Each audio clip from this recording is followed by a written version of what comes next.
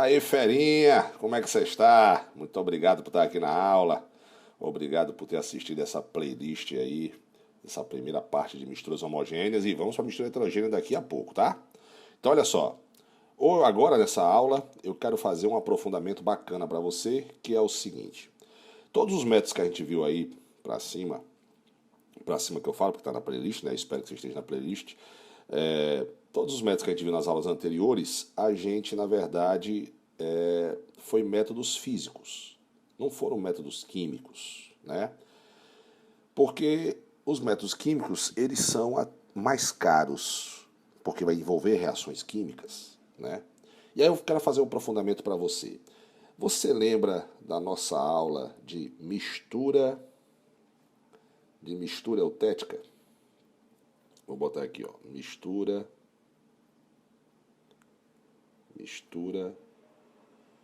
eutética não, desculpa, é que a gente teve essa mistura azeotrópica, azeotrópica. Lembra dessa aula? Lembra que na mistura azeotrópica, uma das características dela é justamente as substâncias terem ponto de ebulição constante, ou seja, não varia? Lembra disso? Pois é. Nessa aula de hoje, a gente vai estudar métodos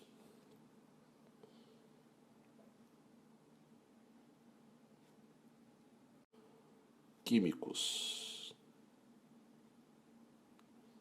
de separação de mistura. Essa é a nossa aula de hoje, certo?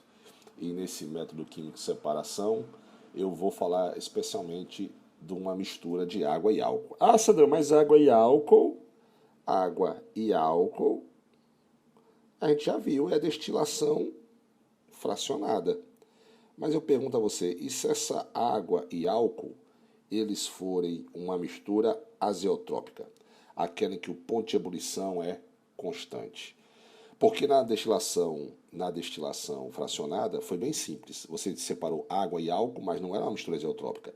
O ponto de ebulição da água e do álcool eram diferentes. Lembra que eu falei que aqui é 46 graus Celsius e aqui é 100 graus Celsius? Mas numa mistura azeotrópica, em que tem aproximadamente 96%,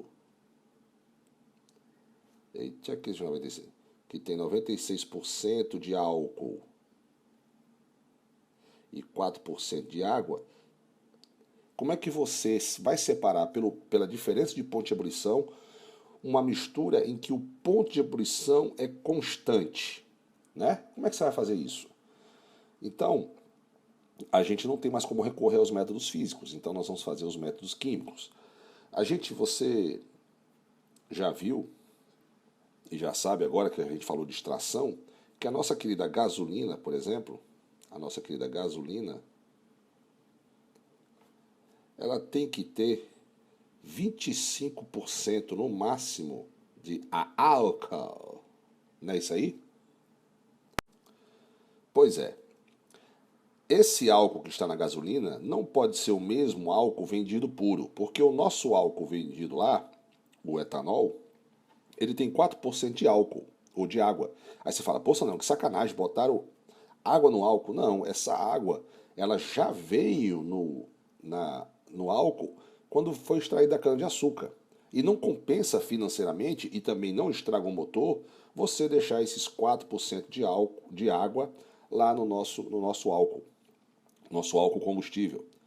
Agora, quando você vai botar na gasolina, aí, meu amigo, você tem que tirar essa água. E aí, como os métodos físicos não resolvem, nós vamos para os métodos químicos. Vamos lembrar aqui de algumas misturas azeotrópicas, só para a gente fazer uma lembrança aqui de introdução à química, né? Por exemplo, são exemplos, além de água e álcool, você tem acetona e metanol, certo? 86,5% de acetona e 3,5% de metanol. Você também tem outro exemplo, o álcool etílico, né? O etanol, 77% dele, e clorofórmio, certo? São alguns exemplos, 93% de clorofórmio. Ainda tem o ácido fórmico e a água também, 77,5% de ácido fórmico e 22,5% de água. Então, para você separar esses caras, por exemplo, pela diferença de ponto de fusão, esses carinhas aqui, que eu acabei de fazer exemplo, você não tem como fazer como processo físico. Então você vai ter que fazer o processo químico. E como é que funciona, Sandrão, para a gente tirar esse etanol? Tá aí a molécula de etanol que eu botei para você visualizar. Como é que a gente vai fazer para tirar ele? Você vai ter que fazer o seguinte: a gente vai, para obter esse álcool anidro, esse álcool que vai aqui na gasolina, a gente chama de álcool anidro, que é o álcool sem água, né? Você vai ter que recorrer a uma reação química. E que reação química, Sandrão, vai ter que correr? Você vai ter que adicionar a ele o óxido de cálcio. Por que o óxido de cálcio, Sandrão? Porque o óxido de cálcio com a água, ele vai formar o hidróxido de cálcio. O hidróxido de cálcio, ele é insolúvel, né, em água, então ele vai reagir com água e vai formar um composto sólido. E aí, o que acontece? Você consegue extrair esse cara deixando apenas o álcool, né? Então, se esse cidadão vai reagir com o óxido de cálcio e formar o hidróxido de cálcio, que é sólido, você aí consegue extrair ele, porque ele vai precipitar, né? Na verdade, vai formar corpo de... vai precipitar porque é uma reação química, tá? Corpo de fundo é quando não tem reação química. Você tem lá uma mistura, aqui ó, você tem lá, vamos supor, você tem aqui um potinho, e aqui dentro você tem água e álcool. Quando você fizer essa reação, no fundo vai começar a depositar o hidróxido de cálcio. Beleza? E aí você consegue retirar do processo fácil, e o álcool então é extraído de forma pura ou quase pura, certo? Um grau de pureza que pode chegar a 99,5% de álcool. Beleza, meus jovens? Olha que aprofundamento bacana que a gente fez aí agora, que um dos métodos físicos, um dos métodos químicos que a gente usa é justamente a obtenção do álcool anidro, né? A partir do álcool etílico hidratado. Sandrão, dê outro exemplo aí pra gente, vá. Pronto, eu vou lhe dar outro exemplo. Vou apagar aqui e vou lhe dar um outro exemplo. Já anotaram? Bacana. O bom da videoaula é que você pode voltar, né? Olha só, um outro exemplo que eu vou lhe dar aqui agora. Apaguei tudinho aqui. Pronto. Um outro exemplo que eu posso lhe dar aqui é o seguinte. Por exemplo, você pode separar uma substância explorando mudança de solubilidade em diferentes valores de pH. Por exemplo, vamos supor que eu tenho aqui um recipiente, tá bom? E nesse recipiente eu tenho aqui uma mistura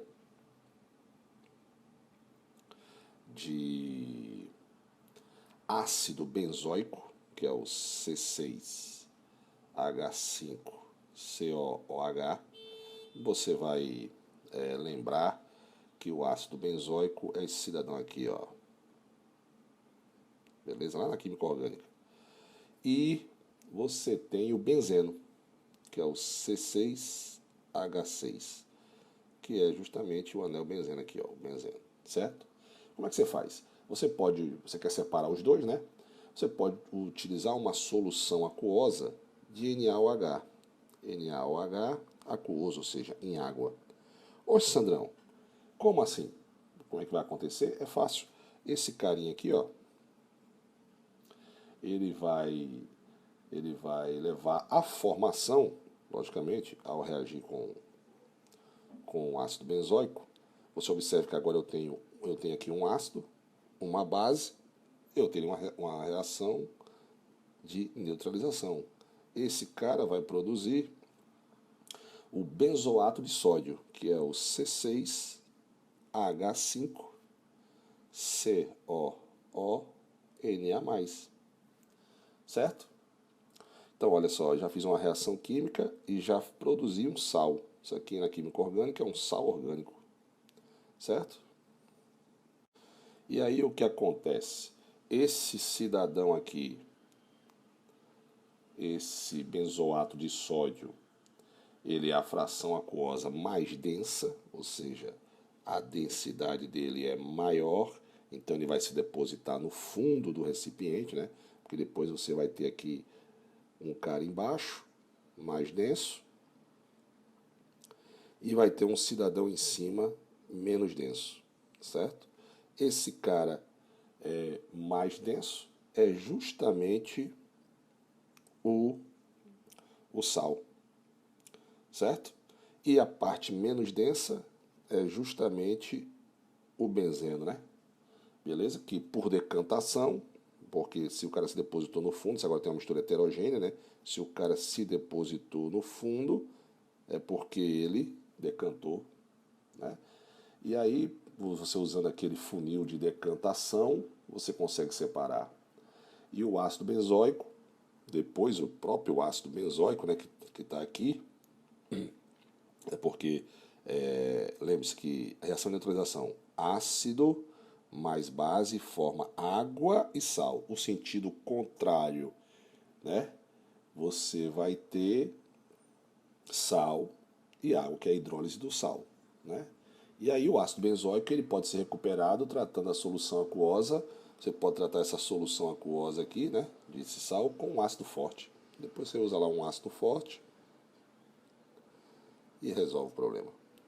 Então tá aí um outro exemplo de métodos químicos para você. Bacana? Espero que tenham gostado e agora vamos fazer os nossos exercícios. Não sai não, fica aí.